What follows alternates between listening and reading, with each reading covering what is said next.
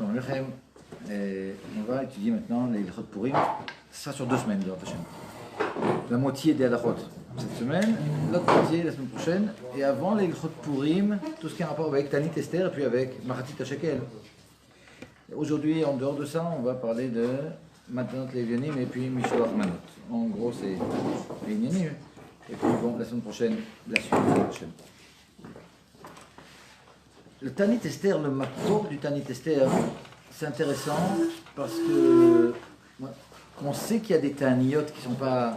Il y a un Tanit, il y a un Tsom, un jeune qui est Midoraita, c'est-à-dire qui est de la Torah, c'est le jeune Kippour.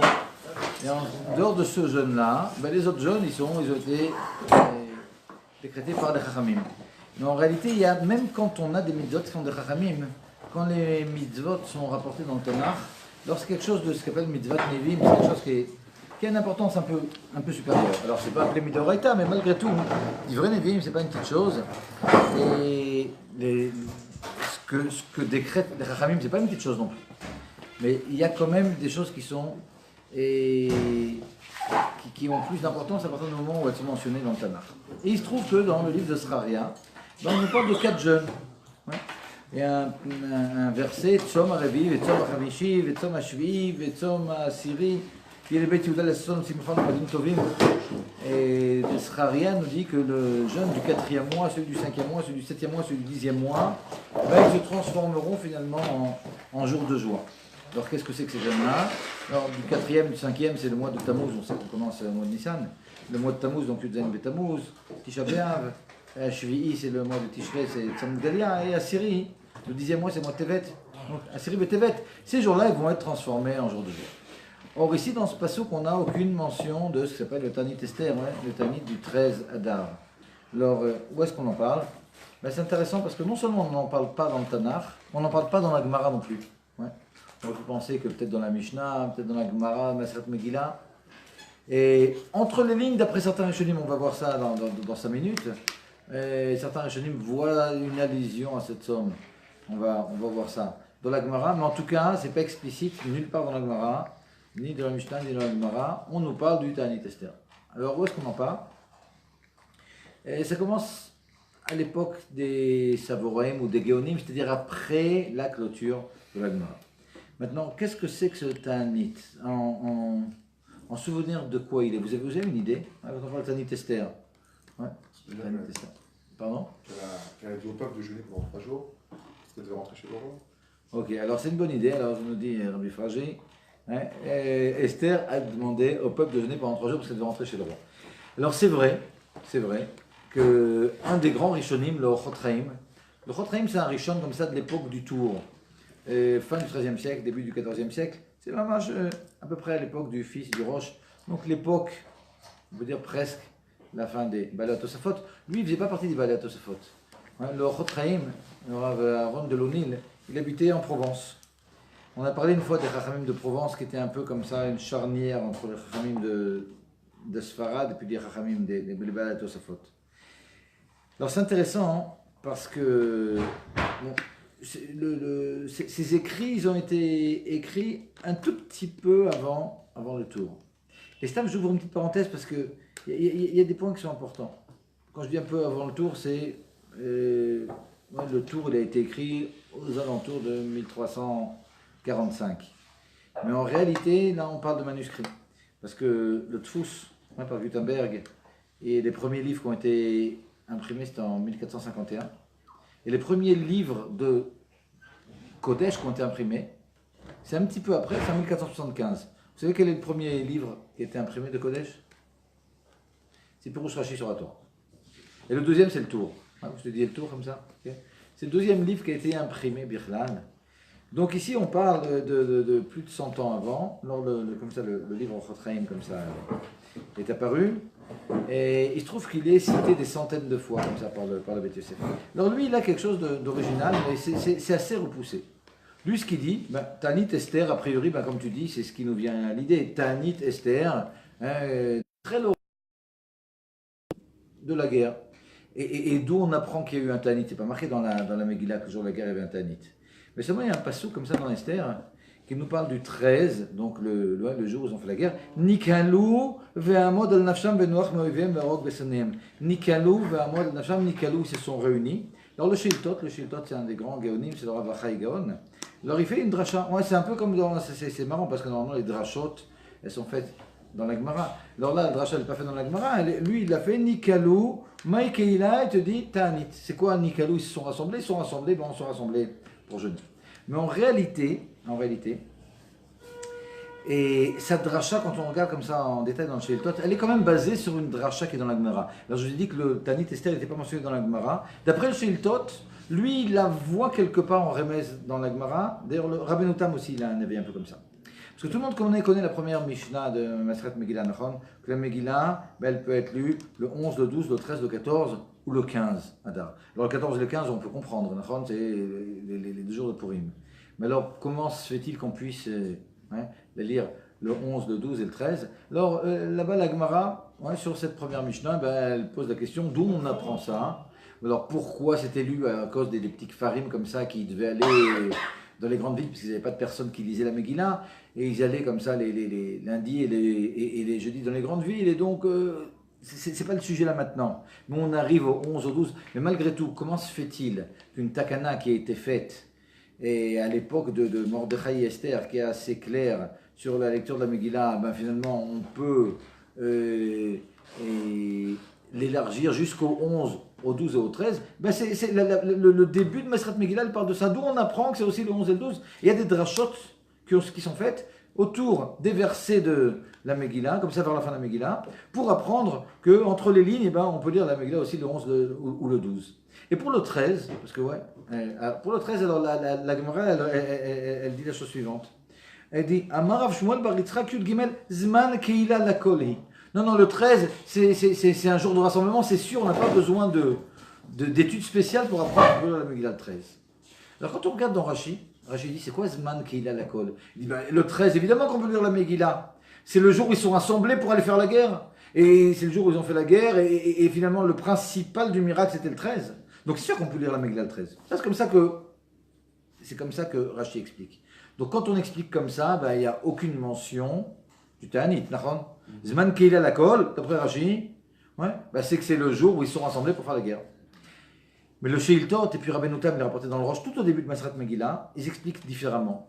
Ils te disent non, Zaman Keila Lakol, c'est le jour, comment ils comprennent, comme ce que je dis juste avant, ou Maï Keila Ta'anit, c'est le jour où on fait le Ta'anit Esther.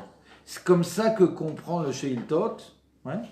Et le Sheiltot, c'est l'époque des Géonim, donc à cette époque-là, il y avait déjà eu cette institution. Mais lui, il comprend que c'est déjà mentionné dans la Gemara, c'est comme ça qu'il comprend la Gemara. Et donc, on peut comprendre qu'il y a une source dans la Gemara. Ok. Alors, d'après le Sheiltot, quelle que soit la façon dont on est appris, et d'où on apprend qu'on doit faire le Ta'anit Esther, du Ta'anit qu'il y aurait eu le jour où ils sont sortis en guerre. Mais alors là, maintenant, on a un problème. Parce que pourquoi ça s'appelle Ta'anit Esther dans ce cas-là? S'il s'agit du Ta'anit, comme toi tu as dit, le Ta'anit qui a été institué par Esther, le jour où elle devait rentrer chez Achashverosh, que tout le monde jeûne, alors on peut comprendre. On peut comprendre, on avait un problème avec le moment. Mais si maintenant on dit c'est le Ta'anit, qu'ils ont fait un Ta'anit le jour de la guerre, c'est le 13, ça tombe très bien au niveau de la date. Mais au niveau du nom, pourquoi ça s'appelle Ta'anit Esther? Vous comprenez la question? Vous avez une idée de réponse? Mais folle, je vois le Ta'anit, les fêtes à se confère à cause du Gimel, à cause de la guerre, les Zechar de la guerre, non?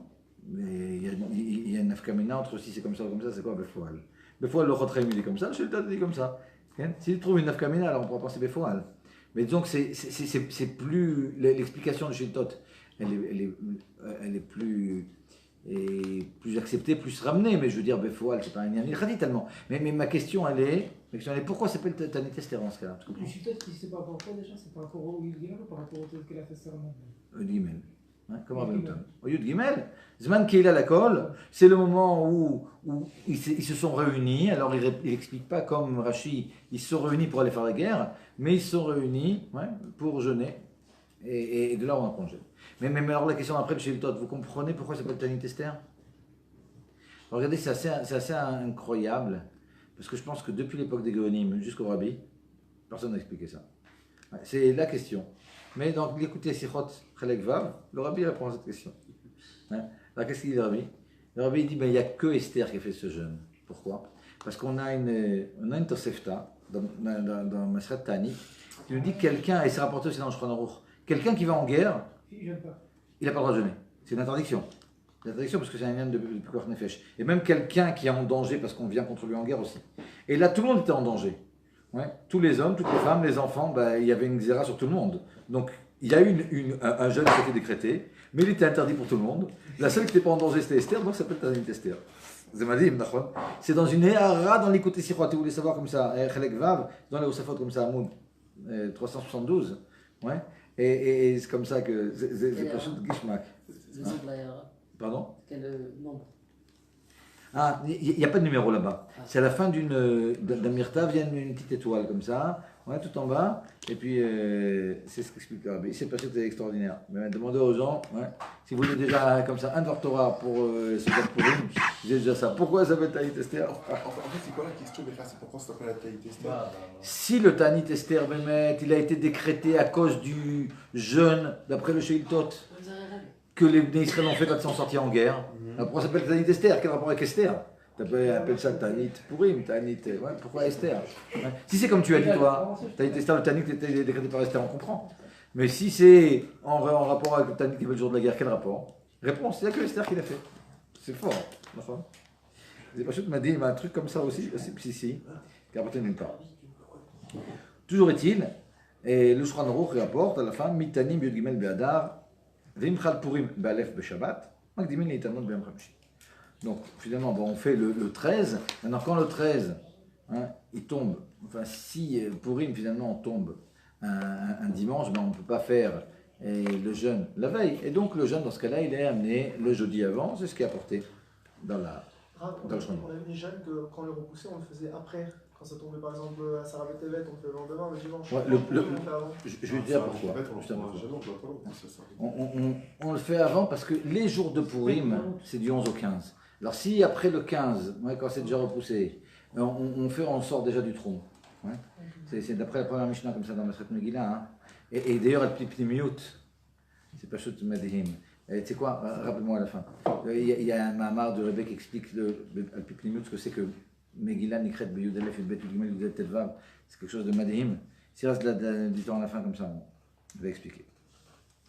Il y a un Rama qui est important, qui nous parle, ça c'est une question que les gens y posent souvent. Les gens, parmi les questions de Purim, c'est voilà, ma femme elle est enceinte, ma femme elle a un truc, elle va accoucher, elle a accouché il y a 1 an et 11 mois. Est-ce qu'elle doit jeûner, est-ce qu'elle ne doit pas jeûner?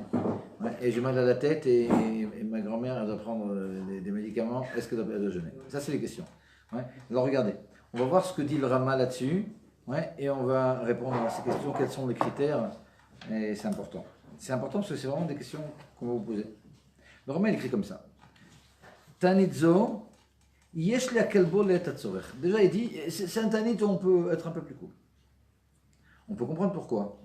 C'est un tanit qui ne fait pas partie des 4 qui sont ramenés dans le Tanakh. On a dit, il a été institué après, sauf pour le Sheiltot, mais même d'après le Sheiltot, c'est vraiment en filigrane qu'il est écrit. Alors qu'est-ce qu'il nous dit? Az yesh la kelbo le tatzorech, kegon meubarot, comme par exemple, donc c'est un tanit. C'est un jeûne pour lequel on peut être un peu plus permissif. Alors, première possibilité, meubarot, c'est-à-dire des femmes enceintes. Deuxième possibilité, menikot, c'est-à-dire des femmes qui allaitent. Troisième possibilité, lecholé shen bosakana, quelqu'un qui est malade, même si ce n'est pas une maladie, mais un danger. Et il continue sur cette troisième possibilité, il élargit. Et même un mâle, le type il a un peu mal à l'œil, ou s'il y a beaucoup de tsahar, on ne fera pas de tanit, mais après, il faut rattraper le tanit. On rembourse. Alors, le type, il n'a pas jeûné, ok, mais il doit, dès que possible, rembourser le jeûne. C'est ce que dit le Rama. Maintenant, regardez, il y a quelque chose qui est important, parce qu'il y a 2 compréhensions dans le Rama. Il y a 2 compréhensions dans le Rama, c'est un point vraiment important ce que je vous dis maintenant. On comprend chez Mitztarim Arbel Oitanu Befrou Acharkar, ce qui a marqué à la fin de cette halakha, que s'ils ont beaucoup de peine, beaucoup de mal, alors ils ne feront pas le jeûne et puis rembourseront après ça. De quoi il s'agit? Est-ce qu'il s'agit uniquement de la dernière chose dont tu viens de parler, par rapport à quelqu'un qui a mal aux yeux? ou bien pour toutes les choses dont on a parlé. Regardez les deux possibilités. C'est vraiment dans nos séquilim du Rama, etc., dans les Achronim, c'est vraiment un dioun. Ouais, deux façons de comprendre le Rama. Première façon de comprendre, c'est de dire les femmes enceintes, les femmes qui allaitent et les gens qui sont un peu malades, jusqu'à des maladies bénignes. Ouais. S'ils ont beaucoup de tsar, s'ils ont beaucoup de peine, vraiment c'est dur pour eux. Dans ce cas-là, ils jeûneront pas, et deux, ils devront rattraper le jeûne. Vous comprenez que ça, c'est une façon un peu mahmira, une façon un peu difficile d'expliquer. Parce qu'il sort de là que même une femme qui est enceinte ou une femme qui allait, c'est uniquement celle du tsar qu'elle ne pourra pas jeûner. Vous comprenez? C'est uniquement ça a de la peine. C'est pas que dès que la femme est enceinte ou dès qu'elle allait, on dit ah non, toi t'es plutôt. Ça, c'est la première explication. Mais en général, on n'explique pas comme ça. Il y a des achronim qui ont compris comme ça. Mais en général, les achronim, ils comprennent les koula. En plus, comme ça fait des rabbanan, alors ça fait des rabbanan, les koula. Ils comprennent que ce qui est écrit à la fin, c'est uniquement pour Keveinaim. Pour le mal d'œil, quand on dit même un mal d'œil, donc c'est quelque chose qui est assez bénin ici. Ouais. Pour ce truc-là, s'il y a un grand tsar, il y a une grande peine, alors il jeûnera et il remboursera. Mais pour les autres, ouais, c'est de toute façon. C'est-à-dire, finalement, Shura Achona, bottom line, dernière ligne, et la vie comme ça, le plus permissif, et c'est la vie le plus accepté en général, c'est de comprendre le Rama, que le Rama il nous dit, quand une femme, maintenant il va falloir qu'on définisse chacune de ces choses, qu'est-ce que c'est qu'une femme enceinte, etc. Ouais. Mais une femme qui est enceinte, une femme qui allait, et quelqu'un qui est malade, de toute façon, il ne jeûne pas. Maintenant, si c'est juste comme ça, il a un peu mal à l'œil le type, uniquement si c'est vraiment ça le dérange énormément. Vous comprenez? Et pour la femme enceinte et la femme qui allait et le type malade, pas besoin d'avoir une grande peine. Vous comprenez la deuxième façon d'expliquer le Rama? C'est quelqu'un qui voyage.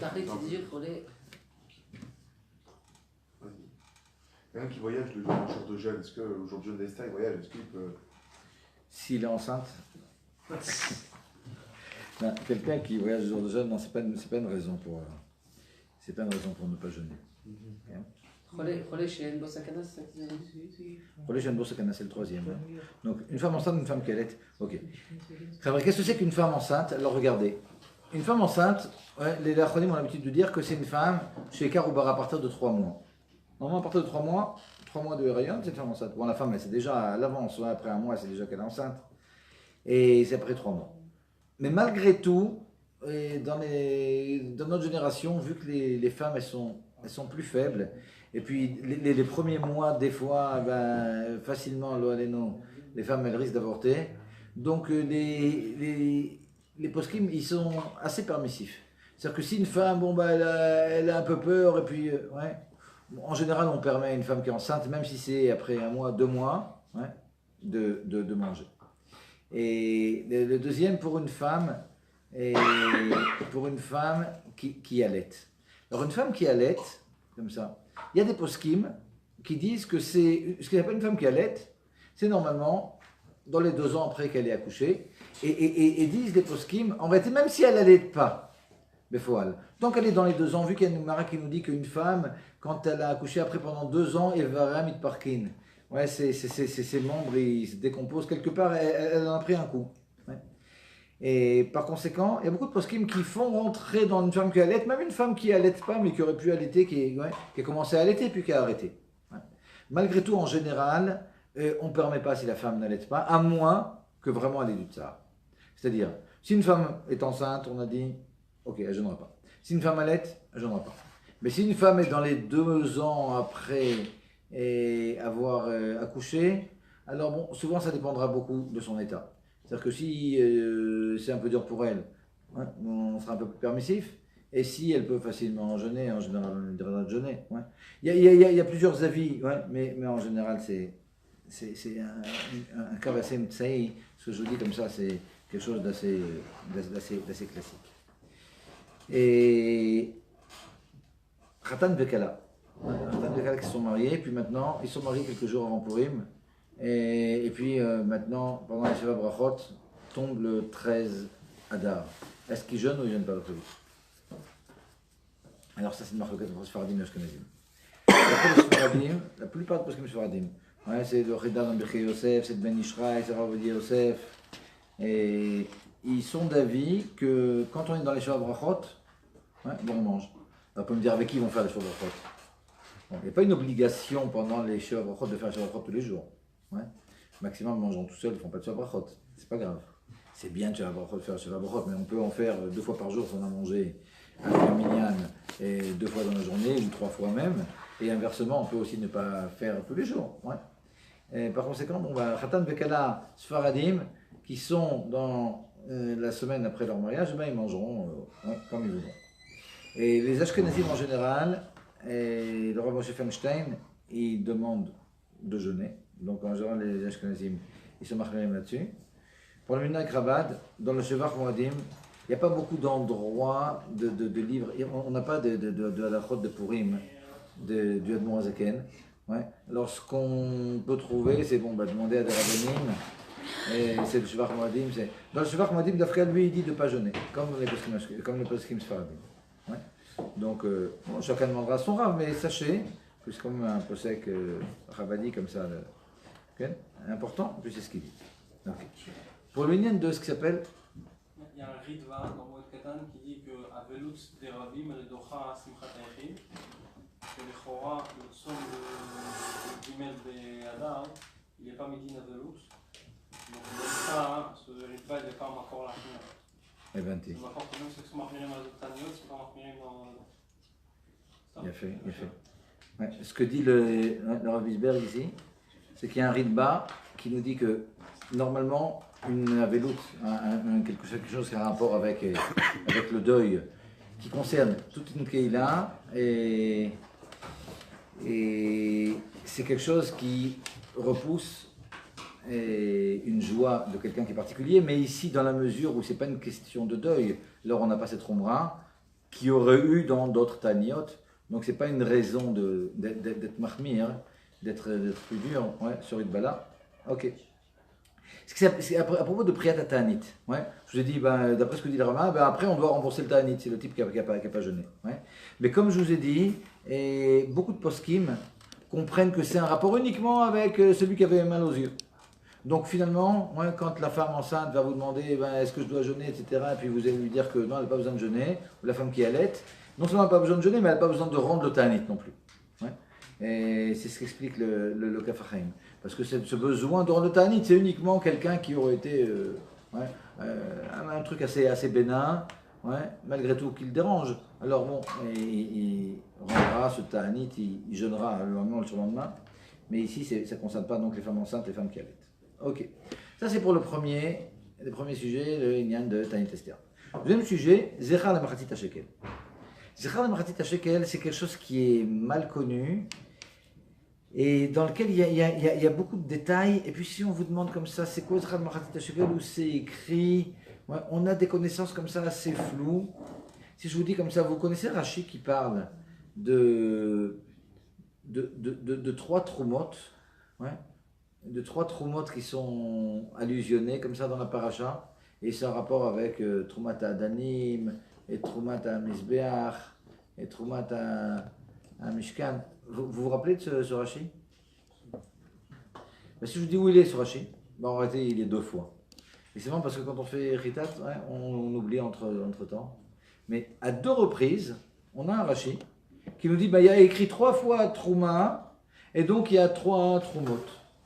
Il y a Rashi au début de Parashat Trouma et Rashi au début de Parashat Kitissa. Au début de Parashat Trouma, ouais, il y a marqué Veikroli Trouma. Donc Tikrot Troumati, deuxième fois. Vezot Atorma sur Tikrum Meitam, Zav, Chesef, Omtrochet, etc. Donc il y a marqué 3 fois le mot Trouma. Ouais. Et donc vient, alors la première dracha que rapporte Rashi dans Parashat Trouma, c'est un Yerushalmi qui dit il y a marqué 3 fois Trouma, ouais, dans le passage. Trouma, c'est le fait de donner, de faire un don. Et bien c'est une allusion aux 3 Troumot que l'on trouve. Alors c'est quoi les 3 Troumot que l'on trouve dans la Torah? Machatit HaShekel Adanim, le demi-shekel que les Israël ont donné pour les socles, ouais, les socles des poutres, ouais, pour faire ces socles-là. Et le demi-shekel qu'ils ont donné, alors ça, le demi-shekel pour les socles, on a vu ça on va voir ça dans cette semaine dans Parashat Koudé. Le demi-shekel qu'ils ont donné pour ce qu'on appelle Troumat HaMizbeach, alors ça on en parle dans Parashat Bamidbar, puis un peu dans Parashat Kitissa, parce que quand il y a marqué les chaper al mashotechem, c'est pour vous racheter, c'est les corbanotes qui sont pour racheter. Donc le demi-shekel dont on parle dans Parashat Kitissa, et puis c'est encore plus explicite dans Parashat Bamidbar, c'est pour compter les Bnei Israël, mais cet argent-là, c'est pas que c'est pour compter, puis après on va le jeter. Cet argent-là, c'était l'argent pour les corbanotes. Ouais. Et la troisième trouma, c'est la trouma qu'on voit dans Parashat Trouma et dans Parashat Vayakel. C'est toutes les troumotes qu'ils ont apportées pour construire le Mishkan. Zav, Achesef, Ontrochet, Trelet, Argaman, Tulatchani, Vishesh, Beizim, Merotelim, Odamim, Merotrachim, Chitim, etc. Shemen Amor, tous ces 13 types de troumotes. Okay. Alors comme ça, il y a donc un Yerushalmi qui regarde Parashat Trouma et dit, il y a marqué Vikrouli Trouma, Tikro Troumati, Vezot la Trouma. Il y a 3 troumotes. Un, c'est par rapport à la Trouma des socles, des Adanim. L'autre, par rapport à la Trouma des Korbanot. Et l'autre, c'est par rapport à la Trouma du Mishkan. Dans Parashat Kitissa, à nouveau, Rashi ressort cette dracha. La dracha qui rapporte, c'est une dracha qui est dans Maseret Megillah, dans le Bavli, Daf Kaftet. Et là-bas, il y a marqué, au début de Kitissa, il y a marqué Trouma Hashem, après Troumat Hashem, et après un nouveau Troumat Hashem. Donc 3 fois aussi au début de Kitissa, il y a marqué Trouma. Et là encore, Chazal, mais c'est le Chazal dans le Bavli, Dafka, ils font une dracha comme ça. Il y a la demi-shekel des socles, le demi-shekel pour les korbanot, pour les sacrifices. Et puis il y a la trouma qu'on apporte pour construire le Mishkan. Ok. Et bien ce demi-shekel qu'on a apporté pour les korbanot, ça c'est mitzvah les dorot. C'est-à-dire si on regarde, ok, on a compris, il y a 3 troumot qui sont apportés. Et en allusion dans Parashat Trouma, et en allusion dans Parashat Kitissa, puis après on va les voir plus en détail dans d'autres parashiyot. Mais la trouma qu'ils ont apportée pour les Adanim, pour faire les socles, ça c'était une fois, c'était pour le Mishkan, c'est pas quelque chose qu'ils faisaient tous les ans. La trouma qu'ils apportent aussi, Kesef, Zahav, Nechoshet, Trelet, Argaman, Tulatchaïn, tout ça c'était aussi pour faire le Mishkan, donc c'était une seule fois, c'est pas tout le temps. Mais il y a une trouma, la trouma, ce qui s'appelle Trouma Tamizbeach, ça c'est rapporté dans les. Dans Chazal, c'est rapporté dans les Sefer Mitzvot, dans le Sefer HaChinuch, comme une mitzvah, qui est une mitzvah les dorot, c'est-à-dire c'est quelque chose qui est pour tout le temps. Et ça, c'est ce qui s'appelle le Machatit HaShekel. C'est le Machatit HaShekel qu'on devait apporter et qui est une mitzvah de Horaïta. Et sur ce Machatit HaShekel, on a toute une Maseret qui s'appelle Maseret Shkalim. C'est-à-dire que la Maseret Shkalim, elle parle de cette deuxième trouma qui est cette trouma de un demi-shekel. Et cette trouma de un demi-shekel, donc c'était pour acheter les korbanot. Alors c'est vrai que dans la Torah, quand c'est rapporté dans Parashat Bamidbar, c'est pour compter les Bnei Israël et on en profite avec cet argent pour acheter les korbanot. Mais après, c'est une mitzvah, une des 613 mitzvot, c'est d'apporter le demi-shekel pour pouvoir acheter les korbanot de toute l'année. C'est-à-dire, maintenant il y a une dracha qui est faite, et dans Maseret Megillah, sur le pasuk dans Parashat Pinchas, Zot Olat Chodesh Bechotche Hashana, à partir de ce pasuk, il y a une dracha qui est faite que les korbanot qu'on va faire pendant toute l'année, il faudra absolument qu'ils soient à partir du Chodesh, le Chodesh par excellence, Chodesh Azelachem, c'est Chodesh Nissan. À partir du Chodesh Nissan, il faudra que ça soit Bechotcho, c'est-à-dire avec des nouveaux shkelim. En d'autres termes, on a ramassé de l'argent, le Bedek Habayit il ramasse de l'argent comme ça dans le Beth Amikdash pendant toute l'année. Et avec cet argent, on va acheter des korbanot, etc. Mais quand arrive maintenant le premier Nissan de l'année d'après, pour les korbanot, pour les sacrifices, il faut de l'argent nouveau. Et cet argent nouveau, c'est de l'argent qui est ramassé à partir du mois de Hadar. Et donc c'est pour ça qu'on dit que Behadar, Machezin el Ashkalim, à partir du début de Hadar, on demande comme ça que les gens ils apportent des shkalim. Parce que les korbanot qu'on va commencer à apporter au Beth Amikdash à partir du début Nissan, ça sera avec cet argent-là. Il faut que ce soit de l'argent nouveau, on a dit. Donc de l'argent qui est ramassé à partir du dernier mois de l'année, du mois de Hadar. Ok. Donc tout le shturam comme ça qu'on fait sur le Machatit HaShekel, c'est par rapport à cet argent-là, qui au temps du Beth Amikdash, c'était une mitzvah tassée de Horaïta, d'apporter un demi-shekel pour pouvoir acheter des korbanot à partir du mois de Nissan. Tout ça, c'est pour le Machatit HaShekel. Et si on cherche, c'est intéressant, parce que bon, donc tout le lien, c'était les korbanot, mais malgré tout, dans Maseret Megillah, Chazal nous rapporte la raison profonde pour laquelle est cette mitzvah. C'est intéressant. Cette mitzvah, elle existe depuis quand? Elle existe depuis qu'on est sorti d'Égypte. On est sorti d'Égypte, il y a eu le Mishkan qui a été fait, il y a cette mitzvah qui a été dite, et cette mitzvah, parmi les 3 troumotes qu'on trouve, ouais, c'est une mitzvah qui est pour toutes les générations. D'accord. On a dit, c'est rapporté dans le Sefer HaMitzvot, c'est rapporté dans le Sefer HaChinuch, ouais, c'est rapporté dans le Rambam, dans Ilchot Shkalim. Il y a toute une maseret là-dessus qui parle de cette mitzvah, des Tarek Mitzvot, d'apporter ces Shkalim-là. Donc elle existe depuis toujours. Mais ce que nous dit Srazal dans Maseret Megillah, ouais, ils nous disent c'est quoi la raison profonde de cette mitzvah. Ouais, pour chaque mitzvah, il y a des Théamim, au moins Chelkim, au moins partiel. Alors on nous dit comme ça la Gemara.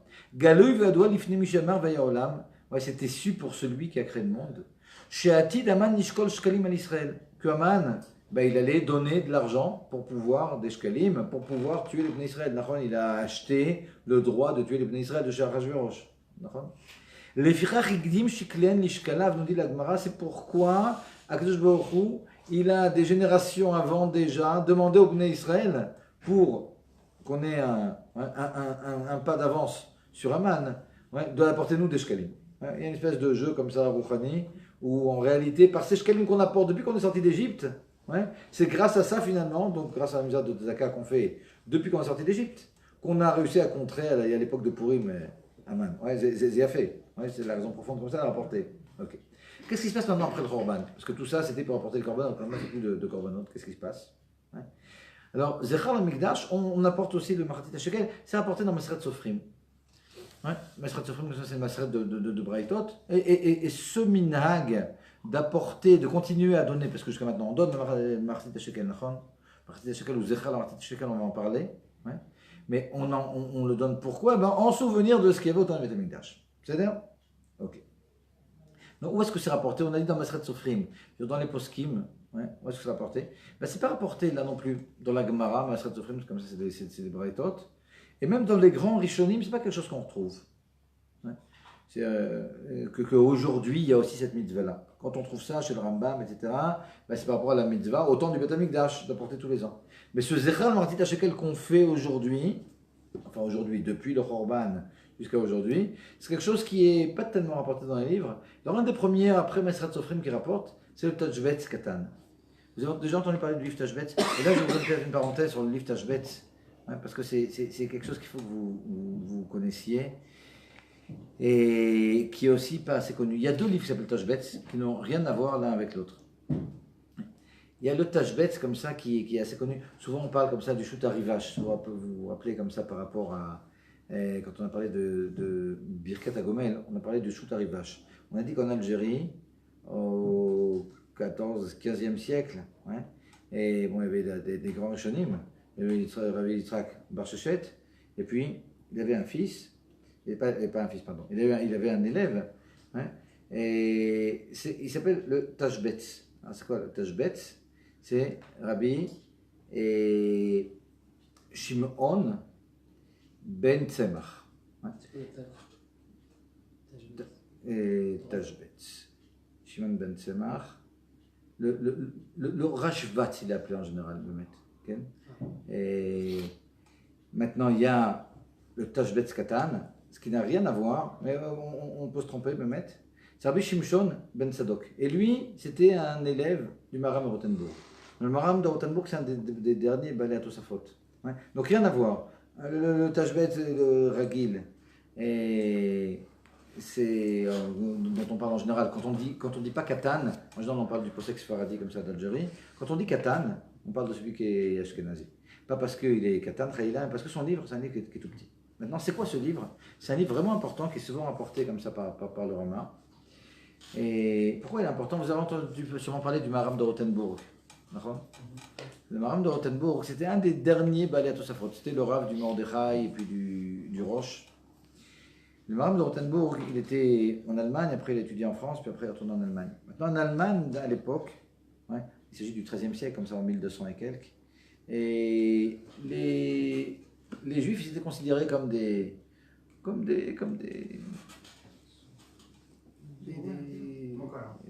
presque des esclaves. Quoi. Ils ne pouvaient pas, par exemple, se déplacer sans avoir un droit bien précis. Et puis le Maharam de Rothenburg, à la fin de sa vie, il a voulu monter en Eretz Israël. Ouais. Et quand il est allé il est parti d'Allemagne, il n'avait pas le droit normalement, il fallait demander un réchout, mais bon, il l'a fait, il voulait monter en Eretz Israël, il est arrivé en Italie. Et quand il est arrivé en Italie, il y a un Moser, c'était d'Afrique un juif qui était Moumar, qui a remarqué qu'il était parti d'Allemagne. Il l'a vendu aux autorités, on l'a ramené en Allemagne, il a été jugé, il a été mis en prison.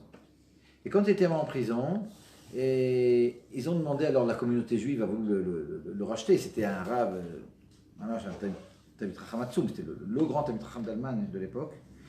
Lui, il a sorti un psaq-din, d'ailleurs qui est rapporté souvent, vous savez, quand il y a eu la Iska de Shalit, etc., ouais, lorsque en Israël, à plusieurs reprises, ils ont donné des centaines de prisonniers pour libérer un prisonnier. Et alors, très souvent, on rapporte ce shoot. Lui, il a fait un psaq-din, comme quoi, vu que ce qu'il demandait pour le libérer, c'était un prix exorbitant, il a interdit qu'on le libère. Ouais, c'est-à-dire la communauté juive, elle voulait rapporter cette somme-là, mais comme la somme était exorbitante, il a dit non, si maintenant vous apportez cette somme, ben après ils vont s'habituer à capturer des juifs ou des Talmidei Chachamim, etc., et demander des sommes exorbitantes, et puis. Et par conséquent, il a fait un psaque comme quoi c'était interdit. Et pendant 7 ans, il est encore resté en prison jusqu'à sa mort. Et après, pendant 14 ans, ils n'ont pas accepté qu'on l'enterre. Et uniquement après, il y a un très très riche qui a donné une somme incroyable pour avoir son corps, pour qu'on puisse l'enterrer. Ouais. 7 ans après 7 ans 14 ans après qu'il meurt, ouais, il a été enterré. Ouais. Donc maintenant, ce qu'ils ont lui accepté, c'est que son élève, le Tashbet, ouais, donc le Rav, le Tav, tu m'as demandé ce que c'était, je pense que c'est Tchouvot. Ah, ok. Maintenant, donc le Rav Shimshon Bar Tzadok, qui était son élève, il venait chez lui en prison et il était mis de palpel avec lui, il lui posait énormément de questions et à la fin il a écrit un petit livre comme ça chez l'autre Tchouvot qu'il lui a posé comme ça quand il était en prison. Ouais. Donc c'est un livre comme ça important parce que bon, c'est finalement des enseignements du Maram de Rothenburg. Et lui, ce livre-là, le Tashbet, ben, il rapporte comme ça. Et le minag après le Chorban, en souvenir du Machatit HaShekel qu'on a porté au temps du Beth HaMikdash, de continuer de la porter. Alors lui, il rapporte, le Mordechai, on a dit que le Mordechai aussi, c'était avec le Roche, d'autres élèves du Maram de Rothenburg. Donc il y a des élèves du Maram de Rothenburg qui ont rapporté ce minag-là. Et il rapporte, alors bon, on sait qu'il y a 2 minagim, ouais. Les Sfaradim et les Ashkenazim, ils n'ont pas exactement le même minag, alors on va en parler. Mais là, donc, on est en train de parler de Talmidei Chachamim, donc d'Allemagne. Et le Tashbet, comme ça, il rapporte que dans la mesure où dans Parashat Kitissa, il y a marqué 3 fois Trouma, dont on a parlé tout à l'heure, on va apporter 3 fois Machatit HaShekel. C'est-à-dire, on rapporte 3 pièces comme ça. Et ça, on va voir que c'est rapporté par le Rama. Mais avant ça, je vais peut-être ouvrir une petite parenthèse. Il y a beaucoup de poskim. Alors, entre autres, comme ça, il y a le Rav Ovadia, il y a le Rav Tekochinsky aussi dans le Loach, l'Eretz Israël, qui disent attention, faut faire très attention, il ne faut pas dire qu'on donne le Machatit HaShekel.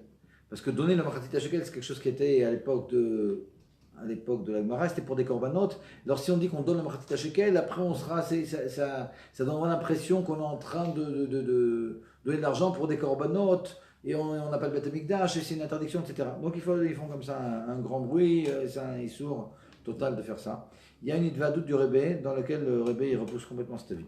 C'est-à-dire que le Rebbe il dit qu'il n'y a aucun problème de dire Machatit HaShekel, non seulement parce que dans le Inyan de Machatit HaShekel, déjà à l'origine, il y avait aussi un Inyan de Tzedaka, c'est pas uniquement pour des corbanotes. D'ailleurs, si on regarde dans ma Masechet Shkelim, ouais, dans le Perek Dalet, le Rebbe, c'est pas ce qu'il rapporte, mais quand on regarde, en réalité, c'est pas que pour des corbanotes. Ouais. C'est pour comme ça, beaucoup de choses on faisait avec cet argent de Machatit HaShekel. Une des choses, c'était les corbanotes, mais c'était pas que ça. Le Rabbi, comme ça, il démontre de toutes sortes de halachot qu'on apprend du Machatit HaShekel, qu'il y a un inyan de tzedaka dans le Machatit HaShekel, et donc il n'y a aucun problème de dire que c'est Machatit HaShekel. Comme il y avait tzedaka avant, ben, il y a tzedaka maintenant. Ouais. Et c'est pas uniquement comme ça un inyan de korbanot. Et puis bon, le Rav Brown, comme ça, il apporte ça à la halacha. Une fois, le Rav Ginsburg, il a écrit là-dessus, comme ça, dans une cacheroute. Donc, donc on n'a pas de problème comme ça de dire Machatit HaShekel. C'est comme ça, je ferme la parenthèse. On n'est pas obligé de dire Zechal Machatit HaShekel. Ok, en tout cas pour Chabad. Et on va voir maintenant des détails comme ça de cette mitzvah de Machatit HaShekel. Alors, comme ça. Je vais lire dans le Rama. Dans le Rama, il y a 4-5 petits points auxquels il faut faire attention. Il nous dit comme ça. Siman Tavresh Tzadi Dalet. Yesh omrim sheyesh liten kodem purim. Alors il nous dit kodem purim, avant purim. Là je souligne, après on va voir ce qu'on apprend de ça. Machatzit min hamatbea akavua beoto makom ou beoto zman. La moitié de la pièce de l'endroit et de l'époque. Ça aussi c'est important pour la suite. Zechar de machatzit hashekel, shayu notnin be'adar. Troisième point, ou me'achar sheshalosh pamim katuv truma be'parasha yeshiten shlosha. Au nom du Mordechai. Donc le premier point que dit le Rama, avant Purim, on doit faire ça. La moitié de la monnaie qui est utilisée à cette époque-là et à l'endroit où se trouve la personne, on doit donner 3 fois Maratit Shekel. Parce que ce qu'on a vu tout à l'heure au nom comme ça du Teshbet et du Mordechai, au nom du Maram de Rothenburg, parce qu'il y a 3 fois écrit le mot Trouma dans Parashat Ketissa. Quatrième point que nous dit le Rama, Veyesh litno belel purim kodem shenitpal limincha. On a l'habitude de le donner la veille, la nuit de Purim avant de faire Mincha. Alors, quand on dit la nuit de Purim avant de faire Mincha, alors après on va voir ce qui se passe à Yerushalayim. Mais en général, dans tous les endroits, on fait Purim le 14. C'est-à-dire quoi de la nuit de Purim avant de faire Mincha? C'est avant de Mincha du Tanit Esther. C'est ça la nuit de Purim avant de faire Mincha. On n'est pas en train de parler de Mincha de Purim. Le pshat que tout le monde explique. C'est avant la Megillah et même avant Mincha du Tanit Esther, qu'on fait en général à la fin de la journée. C'est-à-dire? Donc c'est à ce moment-là. À ce moment-là, avant Mincha du Tanit Esther. Mais la façon dont c'est écrit, il n'y a pas marqué Tanit Esther, on va voir que c'est important. Belel Purim Kodem Shinpalim Mincha. Et il continue, Yashliten Shlosha Chatse Gdolim Bebinotelu Kien Madbea Sheshem Machatit Aleam Ilvadze. Et nous dit, bon alors le Rama il dit quelle pièce il faut donner. Il dit parce que c'est une pièce qui est appelée demi, et les autres sont pas appelés demi. Ça aussi ça a son importance, on va voir. Le dernier point qu'il nous dit, Ven chayav litno rak mi sheu mi ben esrim va'amala. Le Rama il te dit, et c'est uniquement à partir de 20 ans qu'on est obligé de donner le Martit Hashekel. Ça c'est ce qui est marqué dans le Rama. Maintenant on va voir ce qu'on fait des Maasé pour chacun des points que. On va revenir sur chaque point, et pour chacun de ces points-là, on va voir comme ça quelque chose d'important. Mais en passant comme ça, c'est intéressant, parce que le Rabbi, dans Torah Menachem et Vaduyot, Tafshin même tête, alors que le Rama, il a déjà porté une raison pour laquelle on apporte 3 fois un demi-shekel. C'est la raison qu'a apportée par le Maram de Rothenburg. Pourquoi 3 fois on a dit? Parce qu'il a marqué 3 fois le mot Trouma dans Parashat Ketissa. Mais le Rabbi dit qu'il y a une autre raison en réalité. C'est en rapport avec les 3 jours de la demande de jeûne de Esther. Donc on y revient à ces 3 jours. C'est-à-dire que le Rabbi il explique que la raison pour laquelle on jeûne Tanit Esther, c'est pas en rapport à ces 3 jours. C'est en rapport aux jeûnes qu'ils ont fait le jour de la guerre. Qu'ils ont fait et qu'ils n'ont pas fait. C'est-à-dire comme on a dit. Mais malgré tout, le fait qu'on donne Martit Hashekel 3 pièces d'un demi-shekel, alors en dehors de ce qui est rapporté, qu'il y a 3 fois le mot Trouma de Parashat Ketissa, c'est aussi en rapport avec ces 3 jours. C'est ce que rapporte le Rabbi comme ça en passant. Maintenant, regardez, il y a un certain nombre de points que je vois avec vous. Qu'est-ce qu'il a dit le rabbin? Le rabbin, il a dit, si vous regardez, qu'on donne 3 fois un demi-shekel, la moitié, donc de la pièce qu'on utilise à cette époque-là, dans cet endroit-là. Et puis après, il dit, d'Afka, cette pièce, il dit le nom d'une pièce bien précise, parce qu'elle, elle est appelée demi. Okay. Quand on est en Israël, il n'y a aucun problème. Il n'y a aucun problème, parce que il y a des pièces d'un demi-shekel. Quand on est aux États-Unis, il n'y a pas de problème non plus. Parce qu'il y a des pièces de un demi-dollar. Mais il y a des poskim qui disent, ah ouais, mais quand on est en Europe, alors en Europe il y a un problème. Il y a une Europe parce que il y a des pièces d'un demi-euro, mais elles ne s'appellent pas un demi-euro. Elles s'appellent 50 cents. 50 centimes. D'accord ? 50 centimes. D'accord. Et par conséquent, ça ne s'appelle pas un demi. Ok ? Alors, bon, il n'y a pas tellement de choix. Et puis, bon, beaucoup disent que non, c'est pas important, c'est quand même un demi, ça sort un demi-euro. Malgré tout, ils disent que il y a un petit problème, c'est pas exactement ça dont parlait le Rama.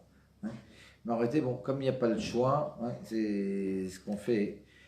Et pourquoi il n'y a pas le choix? Parce qu'on aurait pu dire, bon, qui donne en France un demi-dollar ou un demi-shekel. Comme on a dit que le Rama, il exigeait quand même que ce soit quelque chose qu'on utilise dans l'endroit. Okay? Alors bon, c'est ce qu'on fera malgré tout. Puis en plus, bon, c'est le Kafachaim qui rapporte comme ça Ouais, je dis Youk. Mais la plupart des poskim, le Minchat Yitzhak, lorsqu'il a dit le Minchat Elazar, ils disent qu'il n'y a aucun problème.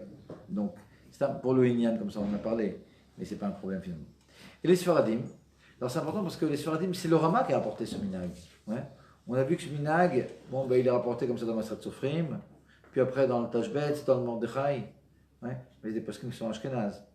Ouais. Et les poskim Sfaradim, ils ne rapportent pas le minag du demi-shekel. Ouais. Mais malgré tout, c'est intéressant parce que si vous regardez dans les poskim Sfaradim d'aujourd'hui, ben évidemment, le Rav Ovadia, le Yaskil Avdi, ils en parlent, mais dans les poskim Sfaradim comme ça, des générations précédentes, on ne parle pas vraiment de ça. C'est apporté dans le Rama, dans le Shulchan Aruch, ouais, mais ce n'est pas apporté par les poskim Sfaradim. Alors, les poskim Sfaradim, en général, ils n'ont pas l'habitude d'apporter 3 pièces dans le demi-shekel. Alors ça dépend, il y a des endroits comme ça en Afrique du Nord où il y en a qui donnaient un demi de la monnaie de l'endroit. Mais le minag Sfarad en général, alors d'un côté on dit les Sfaradim, bon, moi, ils n'ont pas rapporté ça dans le Shulchan Aruch. Ouais, dans le Shulchan Aruch, c'est pas rapporté. Dans le Rambam et dans le Shulchan Aruch, le Rambam évidemment il parle du demi-shekel qui est autant du Beth Amikdash. Ouais. Mais le demi-shekel qu'on fait, Zechad Maratita Shekel, il n'en parle pas dans le Rambam. Ouais. Le Shulchan Aruch non plus. Mais malgré tout, le minag des Sfaradim, c'est de donner un demi-shekel, mais quelque chose de beaucoup plus sérieux que ce qu'on fait, que le minag des Ashkenazim. Le minag des Ashkenazim, par exemple, dans Israël, c'est 3 pièces d'un demi-shekel. Le minag des Sfaradim, c'est comme ça que c'est rapporté dans le Shuk Yaskil Avdi et dans le Shuk Yechavedat, Yosef, c'est de donner la valeur du demi-shekel, qui était une pièce d'argent de l'époque. Maintenant, une pièce d'argent d'époque, alors dans les anciens Shutim du Rav, on va dire, dans un premier temps, il parlait de 10 grammes d'argent, et puis un peu plus tard, il a parlé de 9 grammes d'argent. De toute façon, bon, et puis il est d'avis aussi que c'est avec la TVA. C'est-à-dire, vous regardez comme ça, c'est-à-dire, quelqu'un qui est sfaradi, qui veut savoir combien il doit donner. Pour les Ashkenazim, on a dit 3 pièces pour les Chabad aussi, 3 pièces dans le demi-shekel, et le tour est joué. Pour les Sfaradim, c'est un peu plus compliqué. Le minag, c'est de donner la valeur de 10 grammes d'argent. Alors, il faut voir comme ça à la bourse combien ça coûte 1 gramme d'argent. Rajouter la TVA, ça sort autour de 26 shekels. Ouais. Donc, les Sfaradim, comme ça, qui veut faire ça comme il faut, ouais, qui donne 30 shekels. Si vous voulez convertir en euros ou en dollars. Ouais. Aujourd'hui, je crois que l'euro il est à 4,1. Qui est 30 shekels x 3. Pardon? 30 shekels x 3. Non, il n'y a pas le x3. Le x3, c'est uniquement un minag du Rama. Hein, de donner 3 fois, parce que le minag du Rama, basé, on a dit, sur le Mordechai, le Tashbet, le Maharam de Rotenburg, parce qu'il a marqué 3 fois, on pense qu'il dit ça, Trouma, ou bien comme dit le Rebbe, parce que Esther a demandé qu'on jeûne 3 jours. Tout ça, c'est des dioukim de poskim ashkenazim. Les poskim sfaradim, ils n'ont pas ce inyan de 3 fois. Ouais. Mais ils n'ont pas le inyan de 1,5 d'Afka, mais ils regardent le demi-shekel de l'époque quand c'était Mideoraita, et basé sur ce que dit le Rambam par rapport à ce que valait le demi-shekel de l'époque, ouais, en grammes d'argent, ben, traduit comme ça. Aujourd'hui, c'est ce qui sort, un truc qui correspond à peu près à 26 shekels, 26, 30 shekels. C'est-à-dire une seule fois. Ok? Donc ça c'est pour la valeur, comme ça on a dit, marque le cadre entre Sfaradim et Ashkenazim. Est-ce qu'on peut donner le demi-shekel du Maaser Ksafim, du Maaser? Ouais. Alors si vous vous rappelez, quand on a étudié les Halachot de Maaser, on a vu la chose suivante. On a posé la question, est-ce qu'on peut faire une mitzvah avec le Maaser? Ouais, ça va être une question. Avec l'argent du Maaser, on peut faire une mitzvah ou pas, vous vous rappelez? Alors, on avait dit la chose suivante, on a dit qu'une mitzvah qu'on doit faire de toute façon, on ne peut pas le faire avec le Maaser. Hein, tu dois la faire, alors tu dois la faire. Le Maaser, il n'est pas fait pour ça. Hein. Mais tu peux faire d'autres mitzvot. Tu peux acheter des livres pour un Beth Midrash, tu peux acheter des tefilines pour quelqu'un qui n'en a pas, tu peux donner. Il y a beaucoup de choses, beaucoup de mitzvot que tu peux faire. Mais pas des mitzvot que tu es obligé de faire déjà pour toi. Hein. C'est bien. Alors ici, d'après cette poskim-là, bah ici c'est la même chose. Le Maratit Shekel, tu es obligé de le donner, donc tu ne vas pas commencer maintenant à faire une mitzvah hein, que tu es obligé de faire avec l'argent du Maaser, je veux dire. On ne t'aurait pas dit 2 fois. C'est bien. Donc on ne pourra pas donner comme ça ce que dit le Beretev. On ne pourra pas utiliser l'argent du Maaser hein, pour le Maratit Shekel. Si vous vous rappelez, on avait parlé de quand on monte à la Torah par exemple. On n'est pas obligé de monter à la Torah. Par contre, j'en profite, mais je ne suis pas obligé.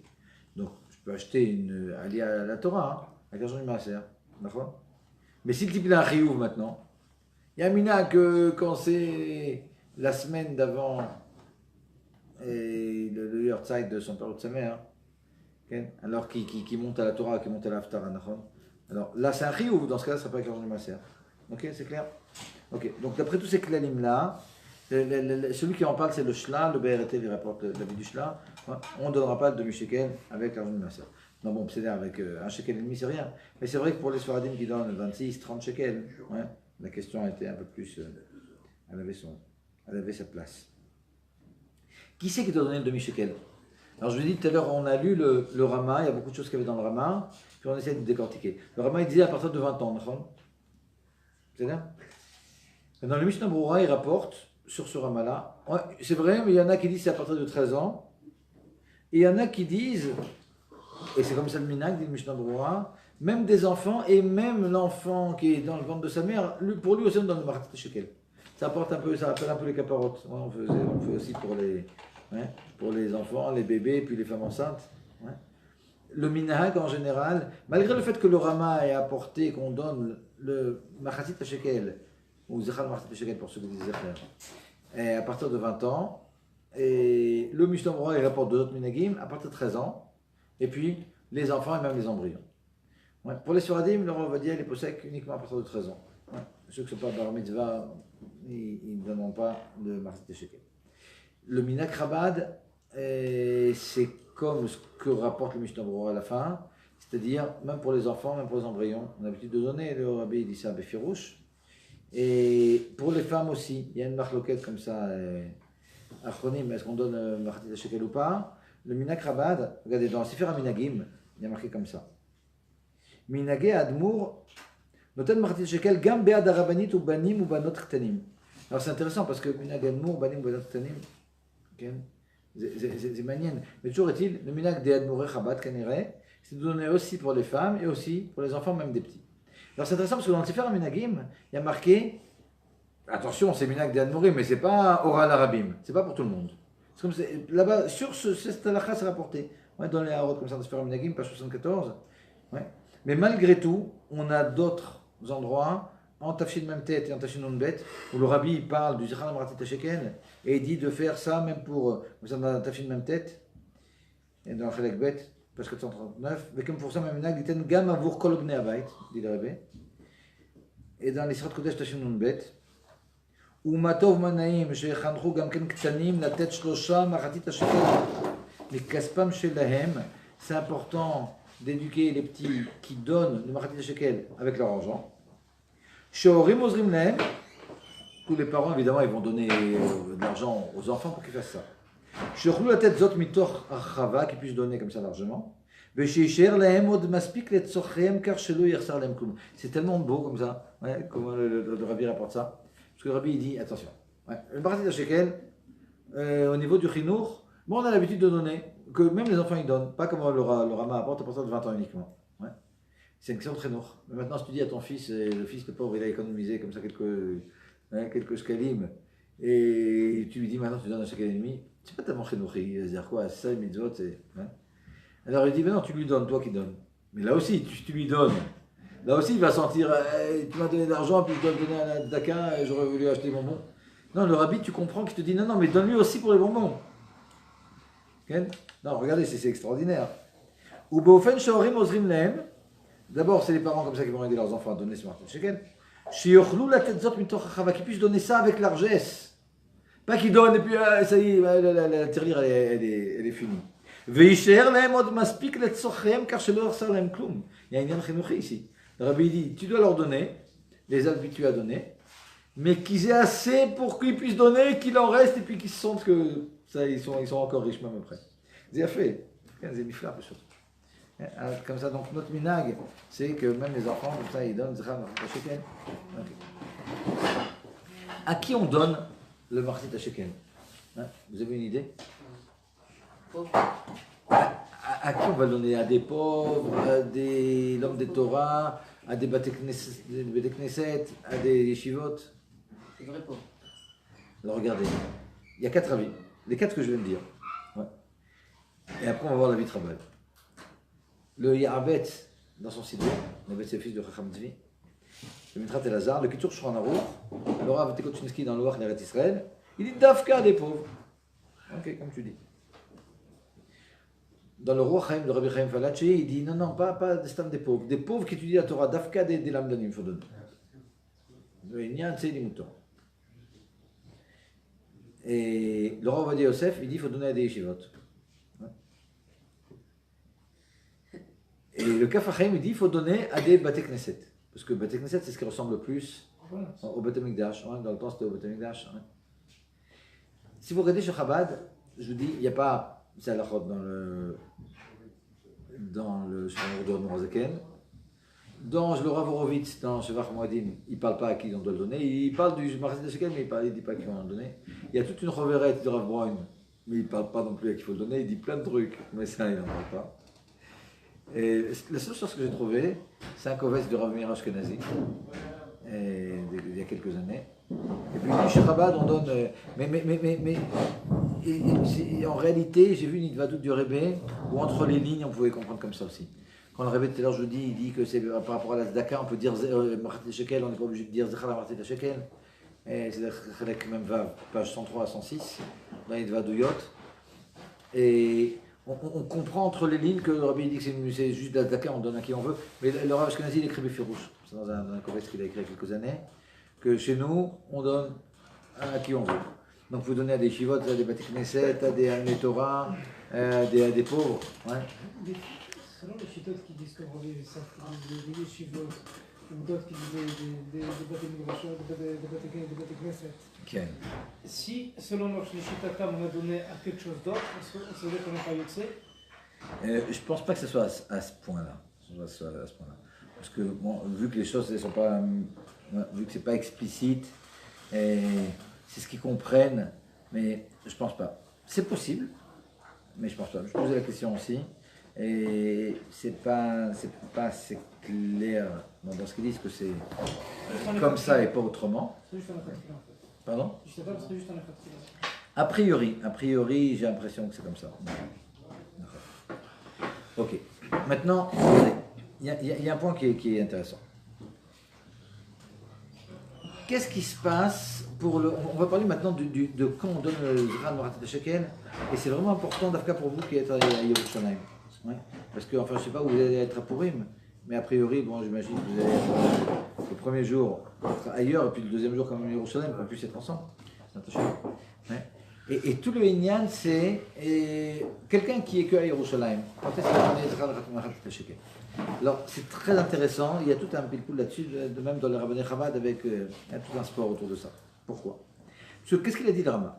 Le Rama, il dit qu'on a l'habitude de donner le Zechar le Maratit Shekel, et la veille de Purim, la nuit de Purim, il dit mais avant Mincha, donc on a compris que c'était avant le Mincha du Tanit Esther. Ok.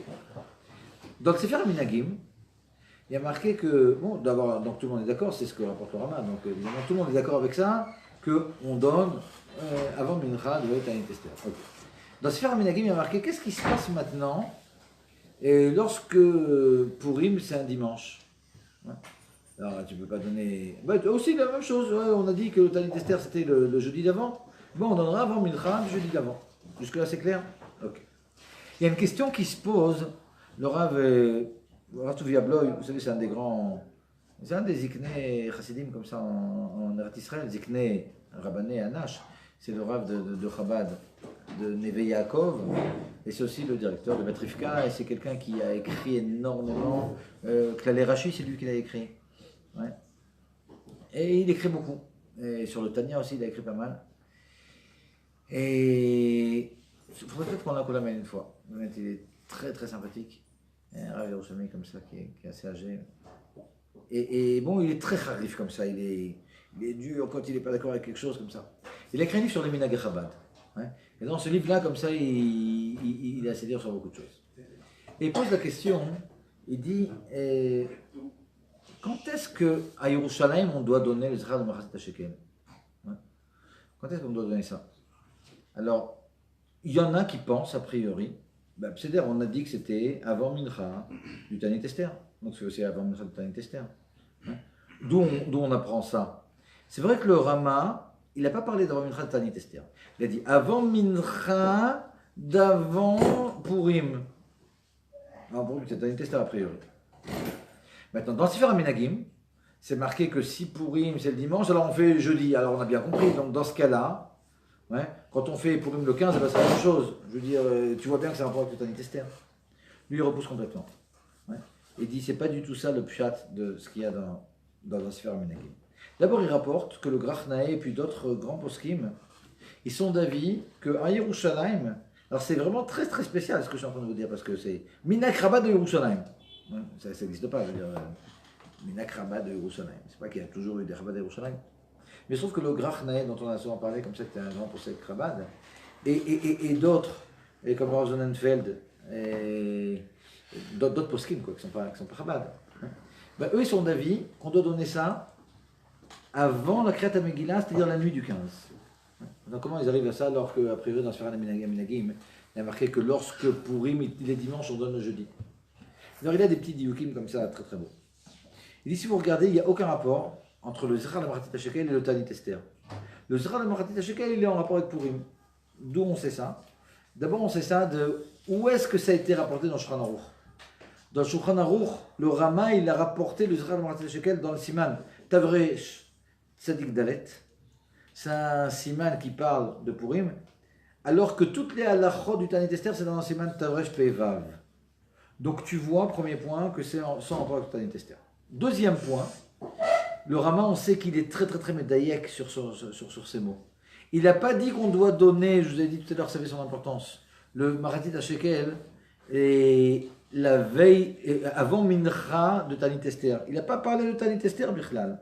Il dit comme ça, et il dit qu'on doit donner le Maratit HaShekel avant Mincha de la veille de Purim. Il n'a pas dit Tanit Esther pour que tu comprennes que ce n'est pas un rapport avec Tanit Esther, c'est un rapport avec Purim.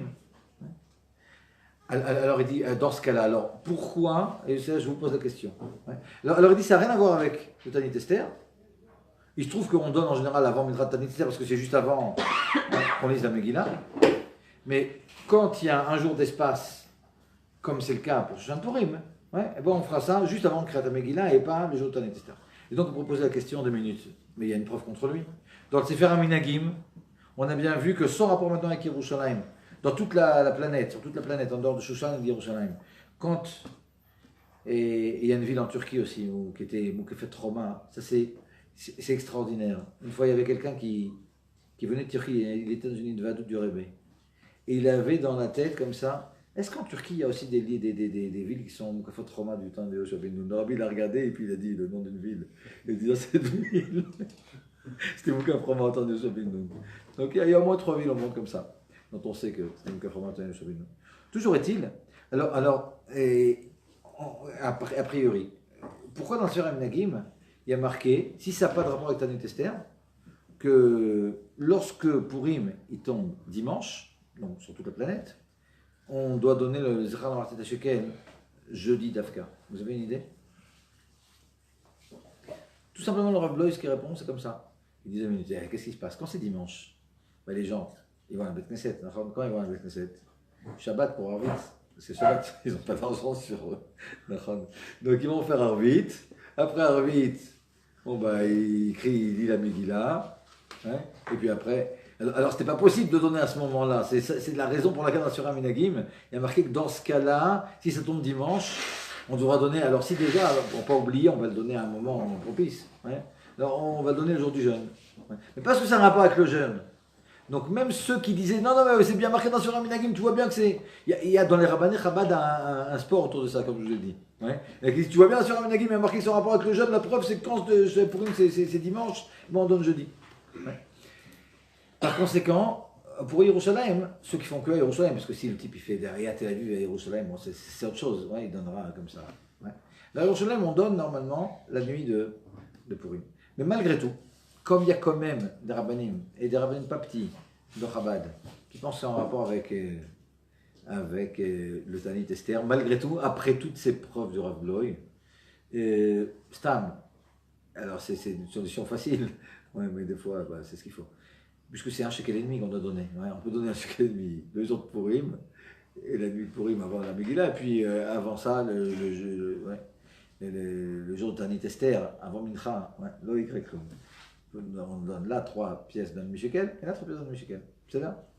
C'est si vous voulez comme ça faire d'après toutes les déotes, c'est pas Meakev, c'est un minag qui est rapporté par le Rama, puis avant par le Tashbetz Katan, c'est pas rapporté dans le Shas, dans Matzah Sofrim, on en parle, le Rambam il n'en parle pas, le Shulchan Aruch il n'en parle pas. Mais malgré tout, si on va faire les choses bien, c'est une fois dans l'année, etc. Ouais. Ben, c'est, si vous voulez, comme ça. On fait, et comme ceux qui pensent qu'on doit donner avant Minra de Tanit Esther, 3 pièces d'un demi-shekel, et comme ceux qui pensent que c'est avant la lecture de la Megillah.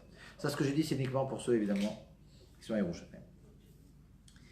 Et ça, c'est comme ça pour le deuxième point qui était le lien de Zechar Maratit HaShekel. Je vais parler maintenant, Birchotrem, de Matanot Levionim. Matanot Levionim, c'est une des 4 mitzvot. Vous savez qu'il y a 4 mitzvot qui ont été instituées comme ça à l'époque de Esther et Mordechai. Les 4 mêmes, comme on dit. Mikra Megillah, c'est la première, Mishloach Manot, Matanot Levionim, et puis le Mishté. C'est-à-dire donc lire la Megillah le soir et le matin. Matanot Levionim, donner des cadeaux à des pauvres, on va voir ce que c'est. Mishloach Manot, donner des mets à un ami. Et puis le Mishté, donc le festin. Okay. Alors maintenant, on en parle de Matanot Levionim. Donc c'est rapporté dans un pasuk à la fin de Megillat Esther. La sot otam eme Mishté vesimcha Mishloach Manot ishleru ou Matanot Levionim. Donc c'est le pasuk. Okay. Maintenant, il y a une Mishnah dans Masrat Megillah qui rentre dans les pratim. Ouais, c'est quoi le Geder Matanot Levionim? Des cadeaux à des pauvres. Nous dit comme ça la Gemara, c'est dans le Megillah Avzaïn. Taner Rav Yosef, ou Mishloach Manot Ishlereu. C'est quoi Mishloach Manot Ishlereu? Shte Manot Leish Echad. 2 manot à une personne. Ok. Mais là on ne parle pas de Mishloach Manot. Ouais. Donc Mishloach Manot c'est à une personne. On parle maintenant de Matanot Levionim. Matanot Levionim, des cadeaux à des pauvres. Alors c'est quoi des cadeaux à des pauvres? Alors le D, elle nous explique comme ça la Gemara là-bas, c'est pas plusieurs à des pauvres, c'est au pluriel, parce qu'il y a plusieurs pauvres, parce qu'il y a 2 pauvres. Shte matanot les shne minadam, mais la façon dont c'est expliqué, même dans la Gemara, c'est encore 2 matanot à 2 pauvres, tu comprends pas encore, mais Rachid est là, Baruch Hashem, pour nous dire, Daï le kol echad vechad matanachat. 2 matanot à 2 pauvres, c'est pas 2 et 2, 4, c'est 1 et 1, 2, c'est ça 2 matanot à 2 pauvres, c'était ça la Kavala. Ok, donc on a compris finalement. Maintenant, les Levionim, on doit donner à 2 pauvres, à chacun quelque chose. Okay. Et qui c'est qui doit donner? Alors, dans ce qu'on a remarqué, Chayav kol adam iten nefarot shematot les shnei anim. Toute personne doit donner. Alors, c'est quoi toute personne?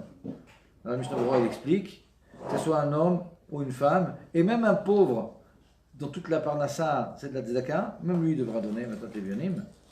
Et dans les grottes Kodesh Chelek Kavbet, le Rabbi il dit le minag c'est même les petits doigts, que même les petits donnent. Si déjà comme ça, le Zechar Maratit HaShekel, alors on fait donner aussi par des petits. Alors maintenant les Levionim, qui est une des 4 mitzvot de Pessah, qui est une institution des Nevim, c'est sûr qu'ils vont donner aussi, même les enfants, les petits enfants, ils donneront aussi.